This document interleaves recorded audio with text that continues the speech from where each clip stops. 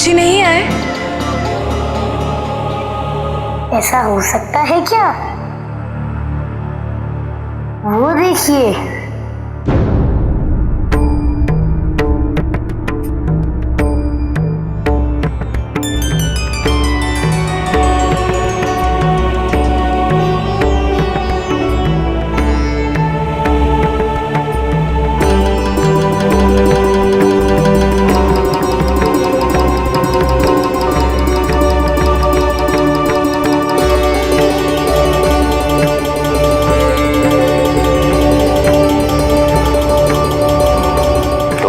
सभी निर्देशों का निष्ठापूर्वक अनुसरण किया।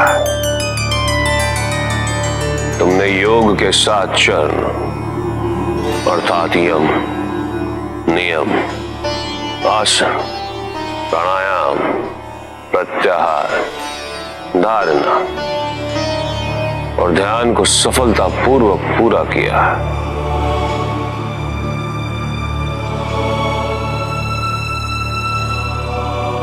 गुरुजी, आपके मार्गदर्शन और धैर्य के बिना ये संभव नहीं होता। कन्या, अब समय है समाधि का। योग के इन 7 चरणों ने तुम्हें इस अंतिम चरण तक पहुंचाने हेतु तैयार किया है। ये अंतिम चरण अर्थात समाधि तुम्हारे आत्मज्ञान की यात्रा को पूरा करेगा। गुरुजी, हम आपके आदेश का पालन करने हेतु तत्पर हैं। आओ मेरे साथ कन्या,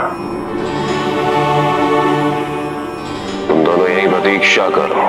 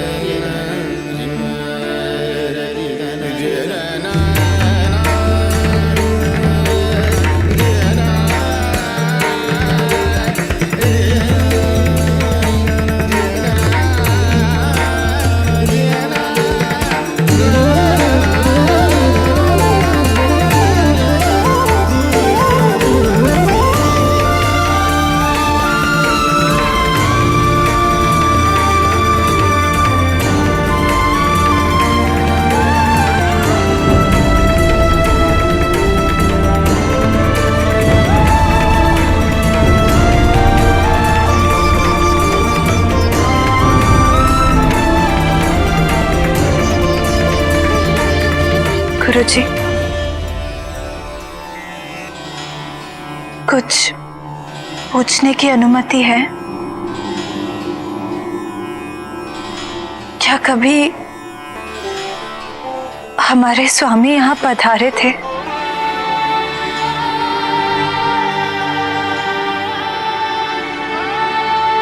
ऐसी अनुभूति हो रही है जैसे वो अभी इस क्षण यहाँ हो।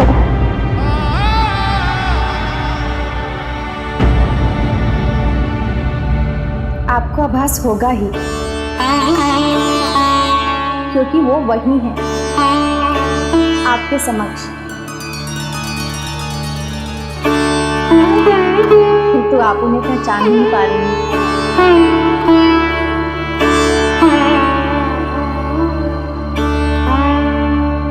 स्वामी, मैं इसकी कल्पना भी नहीं कर पा रही हूँ कि महादेव के ऊपर इस समय क्या व्यतीत हो रहा होगा। देवी, मैं आपको एक बार पुनः स्मरण करा दूं। ये सब आदि शक्ति की लीला है।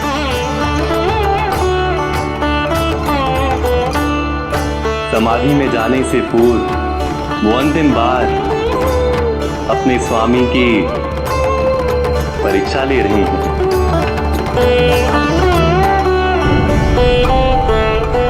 तुम ठीक कह रही हो कन्या।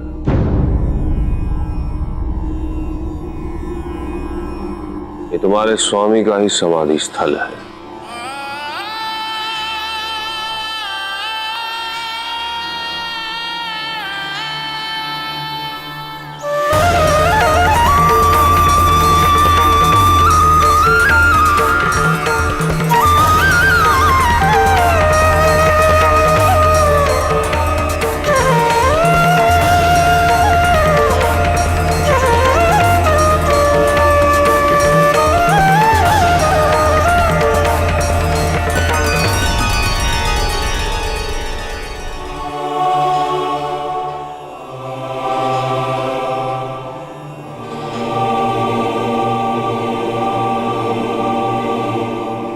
आपके आशीर्वाद से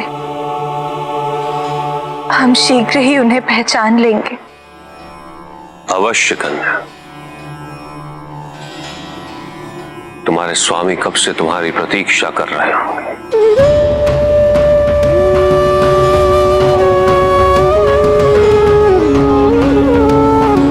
जिस प्रकार तुम उनके बिना अधूरी हो, वो भी तुम्हारे बिना अधूरे होंगे। इतने ही व्याकुल, इतने ही अधीर और इतनी ही पीड़ा उनको भी हो रही होगी।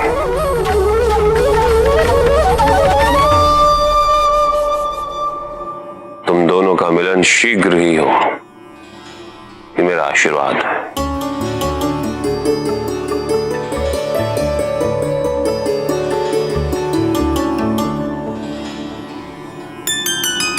कन्या, अब ध्यान अवस्था में यहां विराजमान हो जा।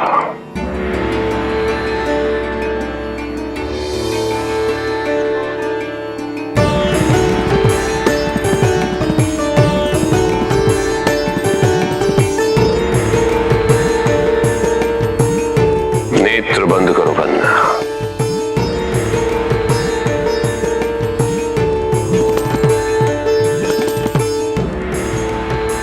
और अब कुछ क्षण ऐसे ही स्थिर रहो।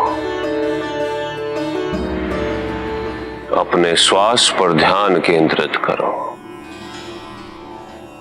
मैंने तुम्हें अब तक जो कुछ भी सिखाया है उसका स्मरण करो।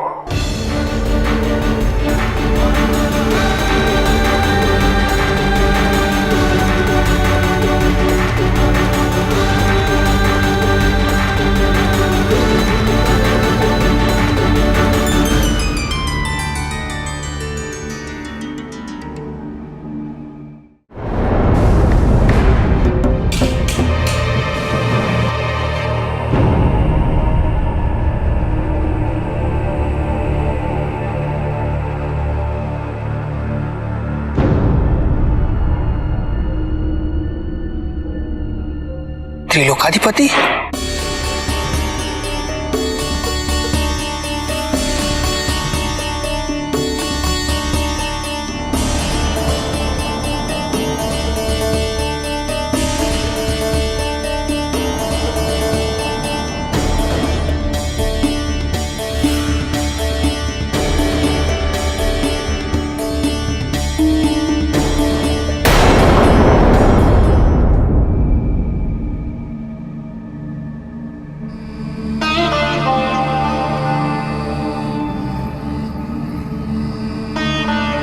जब तक पार्वती की समाधि पूरी नहीं होती तुम दोनों को उनकी रक्षा करनी है।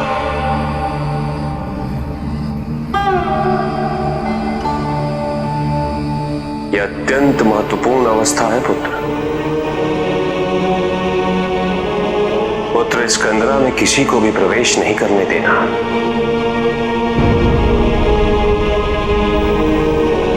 पार्वती के आदिशक्ति स्वरूप तक की यात्रा यहां पुनः संपन्न होगी।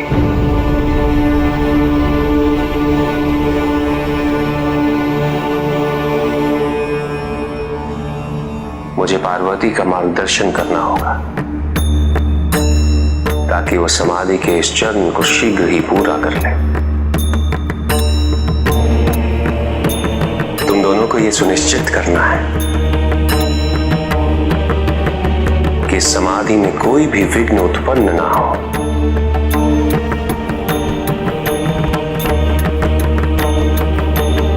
शीघ्र तुम्हारी माता अपने आदि शक्ति स्वरूप को पुनः धारण कर लेंगी।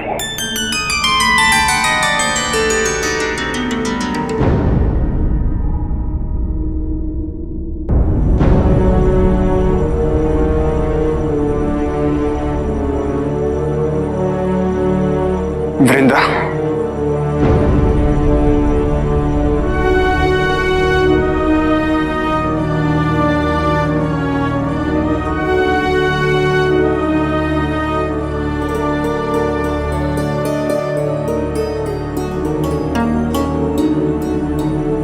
प्रणाम आचार्य। उन्होंने कुछ कहा? कितने दिन बीत चुके हैं आचार्य, स्वामी मौन है, किसी से कोई बात ही नहीं कर रहे। जलंधर किसी गहरी सोच में डूबा हुआ है। किंतु मुझे भय है आचार्य, ये कोई सकारात्मक सोच नहीं है। अन्यथा महादेव की शक्ति की अनुभूति के बाद स्वामी ध्यान की अवस्था में होते, मन की शांति की ओर अग्रसर। किंतु ये शांति तो आने वाली किसी आंधी की सूचक प्रतीत हो रही है। मैं उन्हें भली भांति समझती हूं। जो कुछ भी हुआ है उसका उनके मन पे बहुत गहरा प्रभाव पड़ा है। एक ही क्षण में महादेव ने उनके आत्मगौरव, उनके आत्मविश्वास को छिन्न भिन्न कर दिया। अब यदि उन्होंने आपसे या मुझसे अपनी मन की बात कहने में विलंब की तो पता नहीं उनकी सोच उन्हें किस अनर्थकारी निष्कर्ष की ओर पहुंचा देगा। इसीलिए हम तुम्हारे पास आए हैं वृंदा। आचार्य, ऐसा नहीं है कि मैंने प्रयास नहीं किया। उन्हें प्रयास करना होगा, तब तक प्रयास करते रहना होगा जब तक तुम सफल ना हो जाओ। हमें तुम्हारी सहायता की आवश्यकता है वृंदा। जलंधर के जीवन को सार्थक बनाने के लिए तुम्हें अपने इस प्रयास में सफल होना ही होगा। मात्र यही मार्ग है हमारे पास जो उसे उसकी असुरक्षा से बाहर निकाल सकता है, उसे अंधकार से निकालकर उसे उजाले की ओर ले जा सकता है।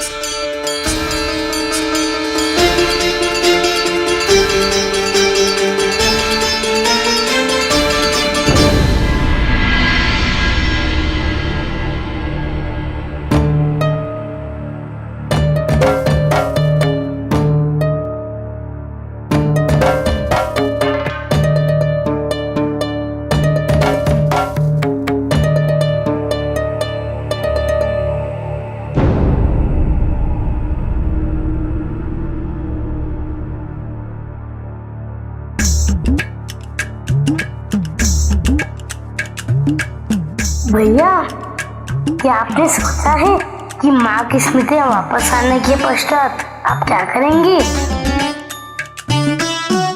गणेश, मैंने तो सब कुछ सोच लिया है भैया। माँ का वात्सल्य, जिससे मैं वंचित रहा हूँ। उनसे कहूंगा कि अब मुझे सब एक साथ ही चाहिए और उन्हें इतने दिनों की स्मृतिहीनता की प्रतिपूर्ति तो करनी होगी ना भैया। और उसके लिए माँ को क्या करना होगा? ढेर सारे मोदक बनाने होंगे और एक एक मोदक तो मैं उन्हीं के हाथों से खाऊंगा। और हाँ, माँ के हाथों की खीर तो पिताजी को बहुत अच्छी लगती है। नंदे और अनय गणप्रेत भी कितने प्रसन्न होंगे जब माँ फिर से हमारे लिए कैलाश पर अपने हाथों से भोजन बनाएंगी। और फिर हमें इन दिनों के दुख स्मरण भी नहीं रहेंगे। और आपने क्या सोचा है भाई?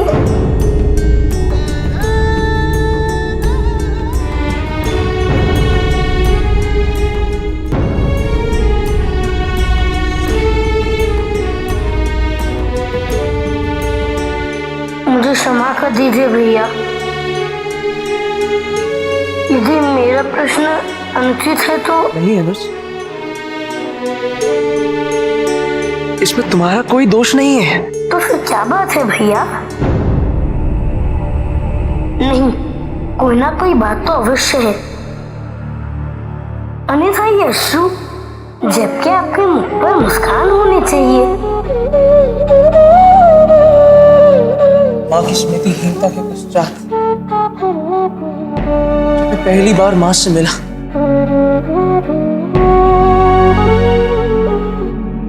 तब उन्होंने मुझे अपने पुत्र के रूप में नहीं पहचाना।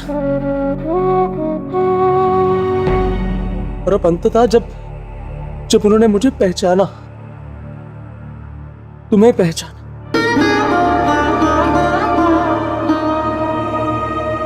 पिताजी को पहचान नहीं पाई।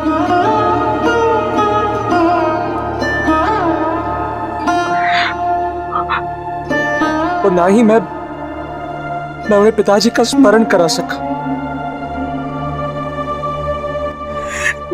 गणेश, हमने तो अपनी मां को पा लिया, किंतु पिताजी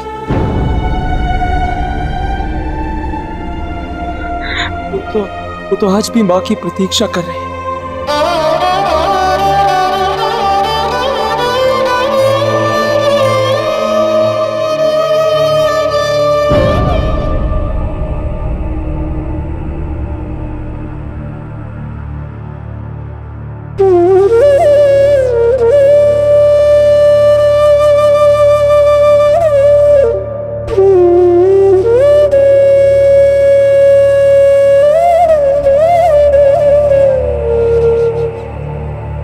आप चिंता मत कीजिए भैया, माँ योग के अंतिम चरण हेतु यहाँ पधारी है। समाधि संपूर्ण होते ही उन्हें सब स्मरण हो जाएगा।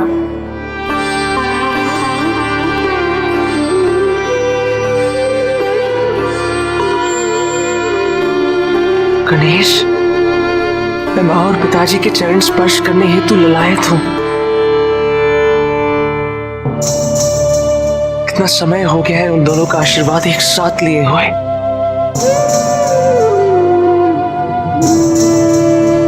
और मेरी भी यही इच्छा है कि वो क्षण शीघ्र ही लौट आए।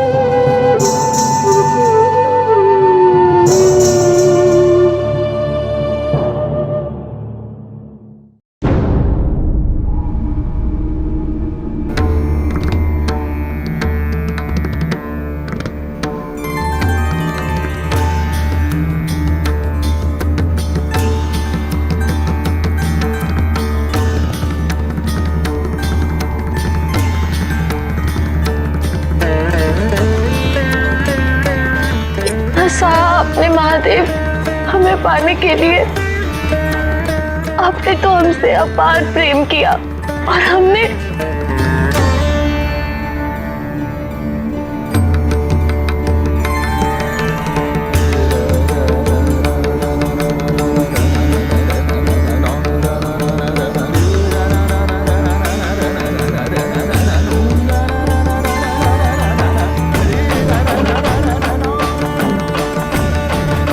समाधि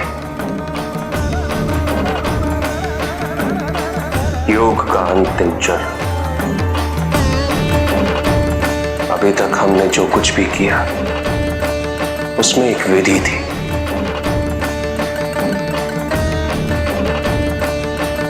किंतु समाधि में कोई विधि नहीं। समाधि के लिए विश्वास अनिवार्य है अपने गुरु पे।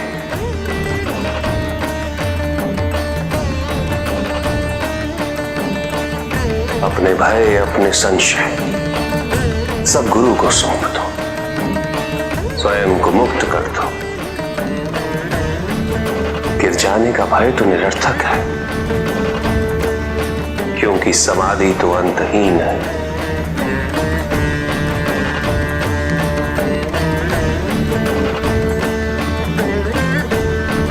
अपने नेत्र बंद रखो, अपने भय को अपने से पृथक कर दो।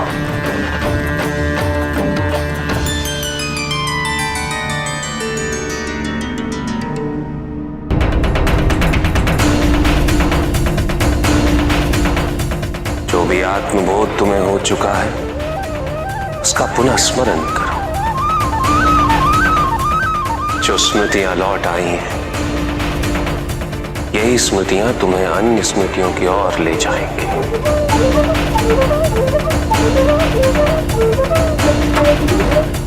मनुष्य की आत्मा 5 अन्य कोशों से आच्छादित होती है। इन 5 कोश में सबसे निम्न स्तर पर है अविद्या। सर्वप्रथम मूलाधार चक्र के सक्रिय होने से अन्नमय कोश से बाहर निकला जा सकता है। यही है प्रारंभ और यही है गंतव्य।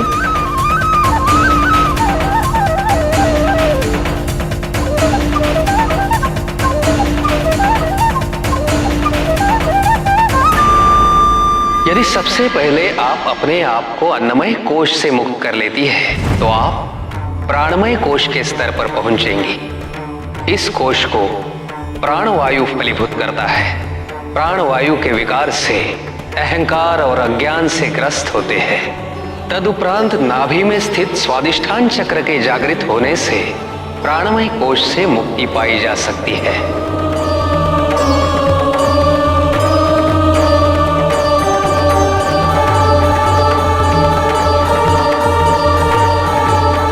इससे ऊपर विगमय कोश है, जिसके द्वारा मनुष्य द्वेष के अंकुश में उलझ जाता है। हृदय चक्र के समीप पहुंचते ही मनुष्य अपने विचार और चिंतन को एक गंतव्य तक निर्धारित कर सकता है, जिससे विगमय कोश को नियंत्रित किया जा सकता है।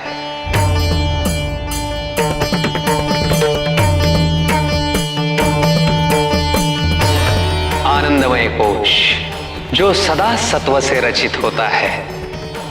ऐसे मनुष्य हर परिस्थिति में भाव विभोर और तन्मय रहते हैं। जब मनुष्य सुखकारक भाव अथवा दुखकारक भाव को तटस्थ रूप में ग्रहण करने के योग्य हो जाता है, तब वह आनंद कोश को पार कर जाता है।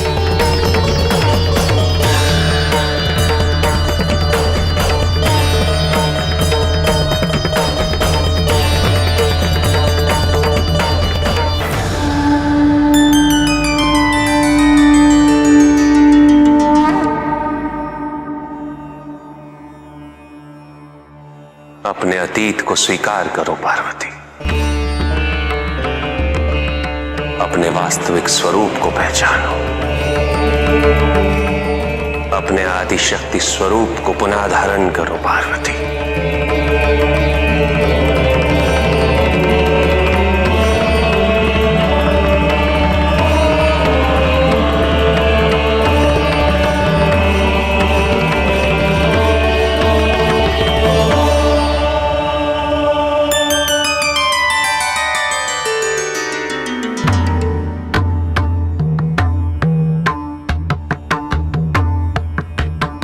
इसी स्थान पर किसी ने समाधि ली थी।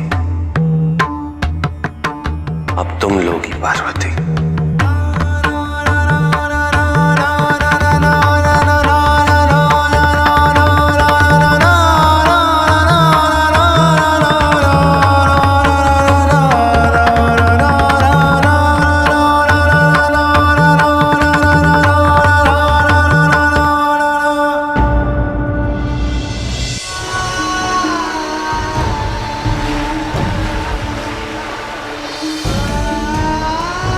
भाई होना कोई दोष नहीं है।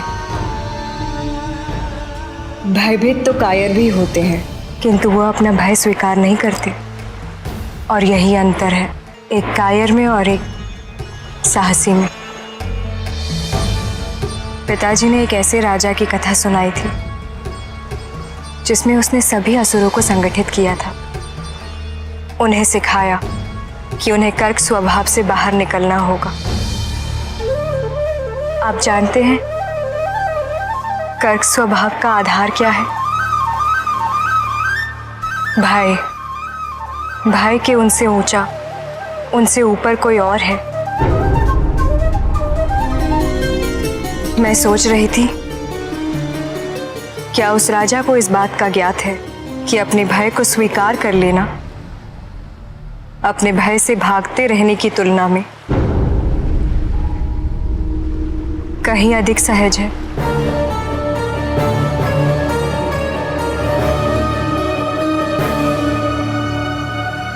भय को जितना बांध कर रखेंगे वो उतना ही प्रबल होता जाएगा।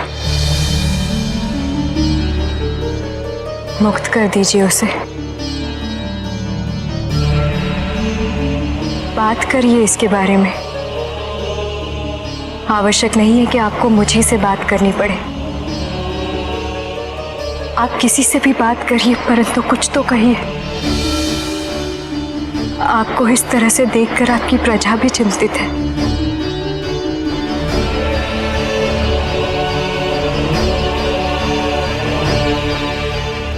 यदि मैंने कुछ ऐसा कह दिया जो मुझे नहीं कहना चाहिए था तो क्षमा कीजिएगा, किंतु मैं बस यही चाहती थी कि आप जो भी निर्णय लें वो हमारे हित में हो।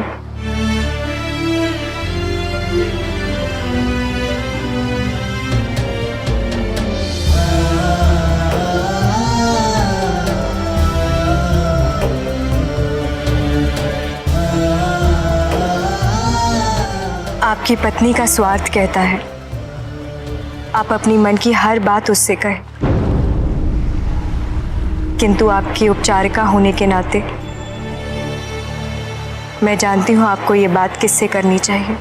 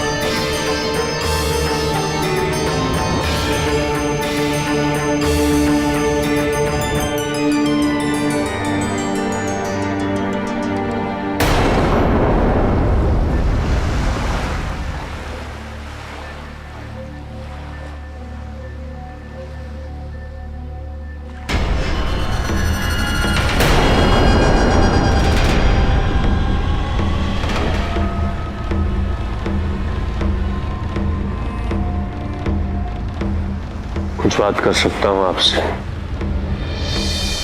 अवश्य।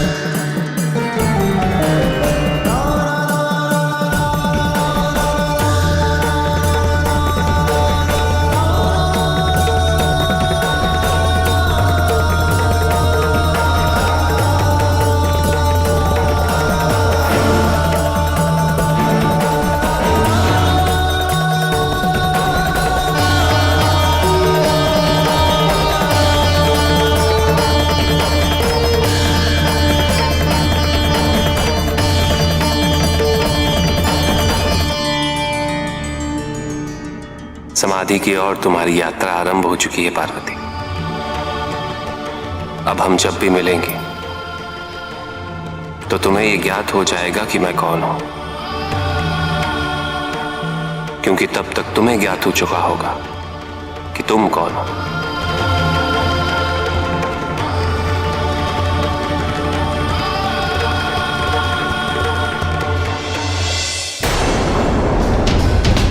यदि महादेव शक्तिशाली है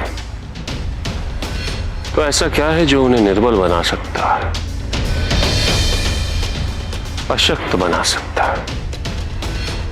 ऐसा कोई तो होगा आचार्य, कुछ तो होगा।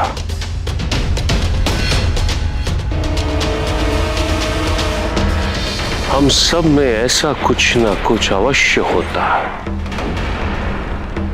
जो हमें शक्तिहीन कर देने की क्षमता रखता है।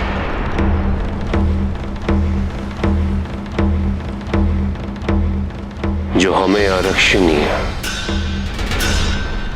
पराजयी बना सकता है। जैसे मुझ में अति आत्मविश्वास, मेरा आवेग, इसी के कारण मैंने उचित समय की प्रतीक्षा ना करते हुए अपने शत्रुओं पर आक्रमण कर दिया।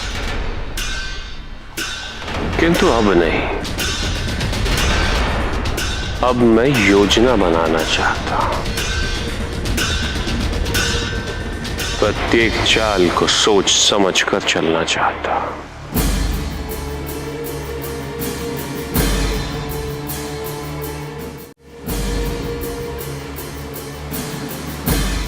मैं महादेव की शक्ति को जानना चाहता हूं, उनकी दुर्बलता का कारण भी जानना चाहता हूं। जलंधर आचार्य, महादेव की महानता का बखान नहीं सुनना चाहता। मैंने ये प्रश्न अपने आचार्य से किया है, अपने गुरु से किया, महादेव भक्त से नहीं। मुझे उत्तर चाहिए। भक्ति? आचार्य, मैंने आपसे कहा ना, मैं महादेव के प्रति सच्ची भक्ति ही उनकी मानसिक दुर्बलता बन सकती है।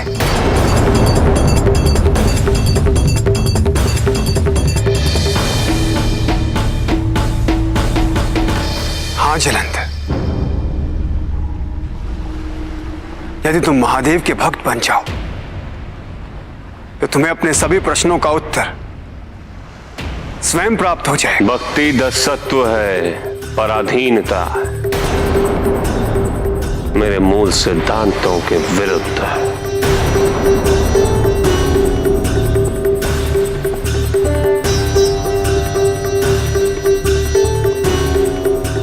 किंतु आपके कथन से मुझे एक विचार आया है। मुझे महादेव के भक्तों से साक्षात्कार करना चाहिए। उनसे कुछ ना कुछ जानकारी तो अवश्य प्राप्त होगी।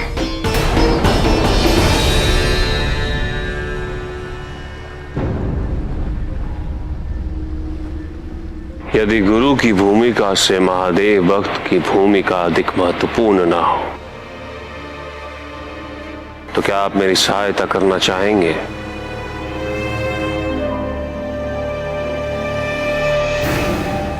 क्या आप मुझे ये बता सकते हैं कि महादेव के भक्तों में प्रमुख कौन है?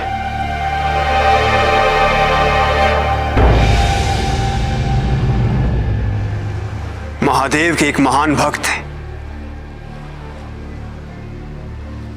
परशुराम। परशुराम?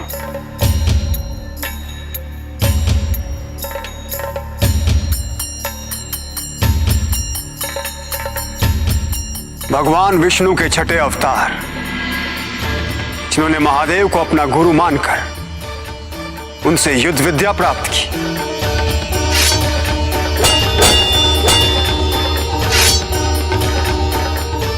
और महादेव द्वारा दिए गए परशु को सदैव धारण रखा।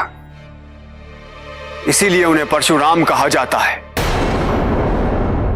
यहां परशुराम महादेव से युद्ध विद्या सीख रहे थे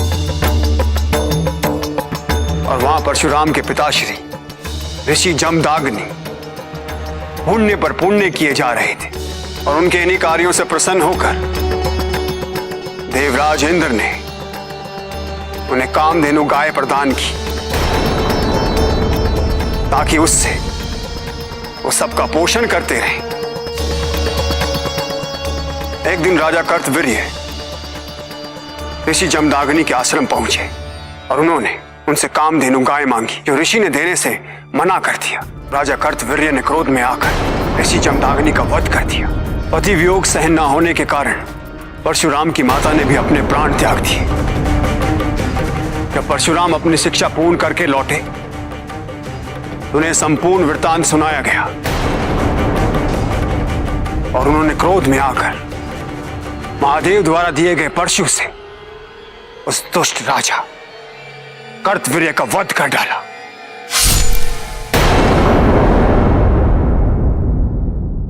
तब से लेकर आज तक वो सदैव क्रोध में ही देखे जाते हैं। उनके क्रोध का दूसरा उदाहरण तब मिलता है जब महादेव पुत्र गणेश ने उन्हें कैलाश में प्रवेश करने से रोक दिया। कृपया मुनिवर। तो उन्होंने क्रोध में आकर गणेश पर वार किया, जिससे उनका एक दंत टूट गया। गणेश!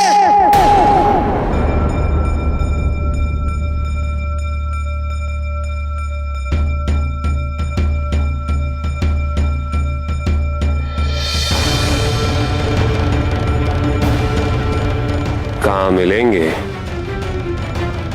परशुराम?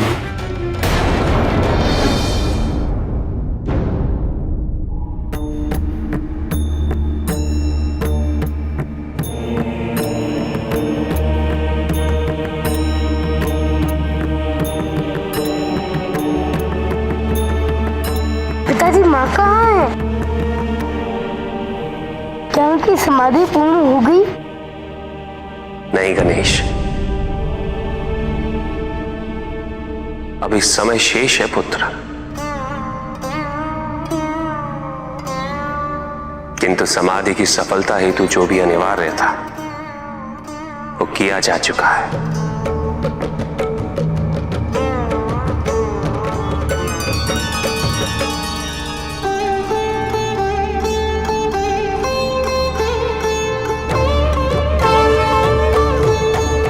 आपने देवी पार्वती के गुरु के रूप में इस संसार को अष्टांग योग की दिव्य भेंट दी है महादेव।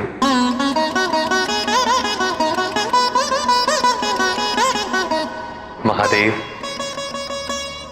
अनंत काल तक असंख्य व्यक्ति अपने परम तत्व की खोज में इस अष्टांग योग के पथ पर चलेंगे।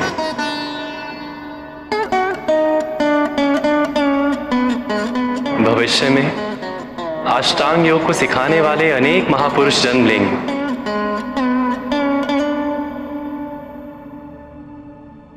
किंतु आदि योगी तो केवल आप ही हैं और आप ही रहेंगे।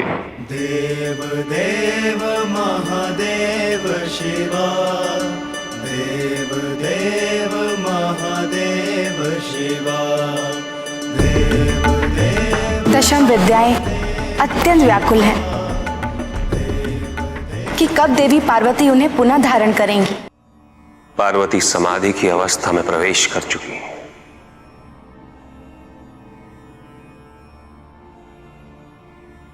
किंतु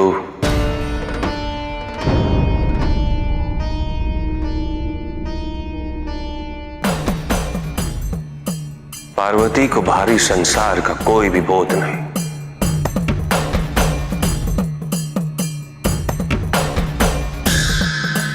उसे इस चरण में सफल बनाने हेतु, तो उसका मार्गदर्शन करने हेतु मुझे स्वयं समाधि की अवस्था में जाना होगा।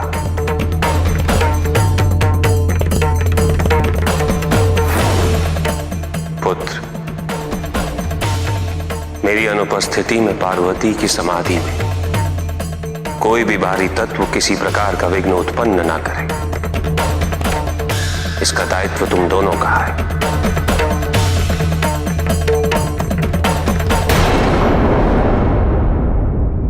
मेरे अतिरिक्त इस कंदरा में किसी को भी प्रवेश नहीं करने देना।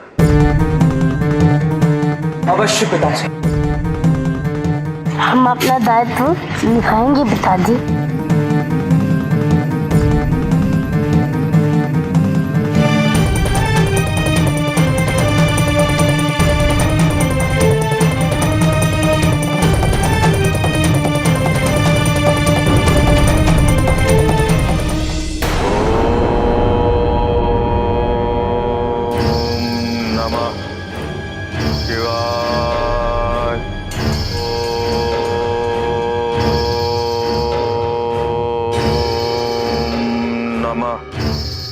शिवाय।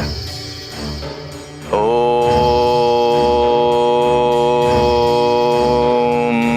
नमः शिवाय। ओम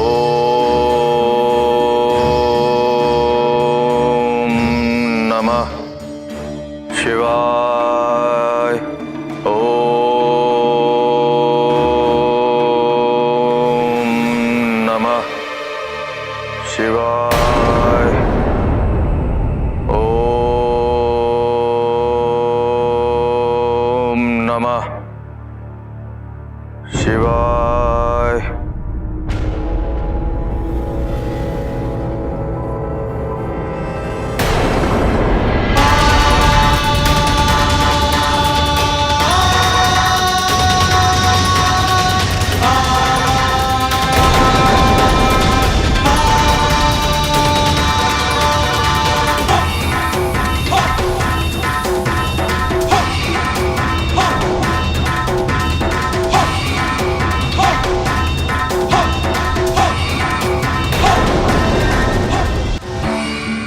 प्रणाम परशुराम जी। आप जैसे महान योद्धा से साक्षात्कार होना मेरे लिए अत्यंत गर्व की बात है। मेरे हृदय में आपके लिए बहुत सम्मान है। जब मुझे मेरे आचार्य से यह पता चला कि आपका प्रशिक्षण स्वयं महादेव द्वारा